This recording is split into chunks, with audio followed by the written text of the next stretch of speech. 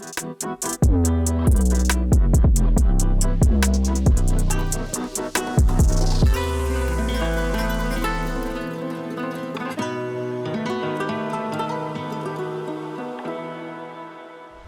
back to ProBuild360 TV. We're back in Rugby, this beautiful country lane property. Today what we're doing is we're getting in some of the hard standings. Now some of this would normally be done much later in the project, possibly right at the end. The reason that we're doing it now is because we're taking control of some of the environmental factors that are going to cause us challenges if we didn't do this now. So we've got massive trees at the front and those root systems are chewing up the driveway and some of the foundations and the footings. So by doing this, we're taking control and we're giving ourselves area to park for cement mixers, for carpenters to have cutting areas. So we're giving ourselves a working area as well. Coming into winter, if we would have left this all as soft ground, when we get heavy storm water, that would make this soft ground not somewhere that you'd want to be working. So we're controlling those environmental factors by giving ourselves this hard standing. Okay, so the manhole that you see in front of us is going to be the main point that all of the falls on this hard standing that we're putting in at the moment, the stormwater is all going to fall towards this point, and that's going to allow the drainage to go off to the soakaway, and our hard standings are going to remain a workable area for us rather than just being a sodden mess of mud.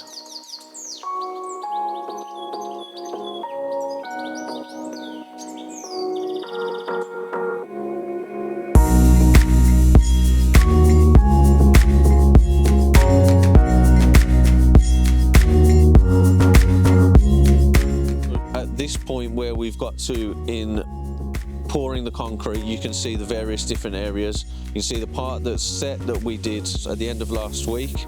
You can see the wet concrete that's been poured today. That's the start of today's pour.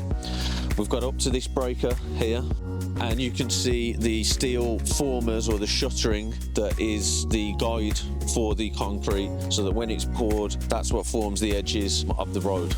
So you can see all the different parts and all the different elements of a concrete road like this. So you've got the hard standing of the concrete that's set from the end of last week. You've got the new wet concrete that has been poured this morning. We've reached a break point here. You've got the steel formers or shuttering that forms the edge of the road, and you've got the steel rebar mesh that reinforces the concrete so that it doesn't crack as pressure is applied when vehicles drive down and so on.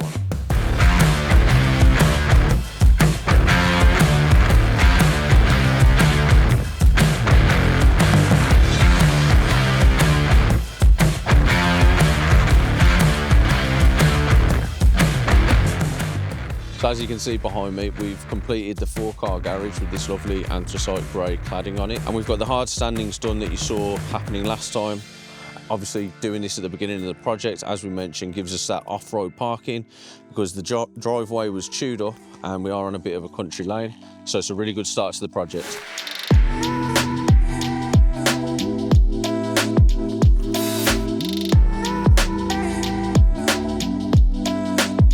So the underfloor piping has gone down. It's absolutely loads of it. I've heard someone say that there's nearly 2 miles worth of pipe work that's gone into this one, because it goes right through from the entrance all the way through to the bedroom and bathroom areas over there. We're in the kitchen at the moment, so what you can see here is this area and this space where the pipes have been avoiding is where kitchen island will be. And as you can see, the guys have got the pressure test out, so they'll be filling the pipes up today and checking that there are no leaks before the whole thing gets screeded in. So what you can see behind me is the area where the main bedrooms and bathrooms are going to be. There's a change in level, as you can see behind me. So there'll be steps coming up here. And then the guys at the moment are installing the tongue and groove floor deck, which has the insulation built onto it. So we're up here on the roof now.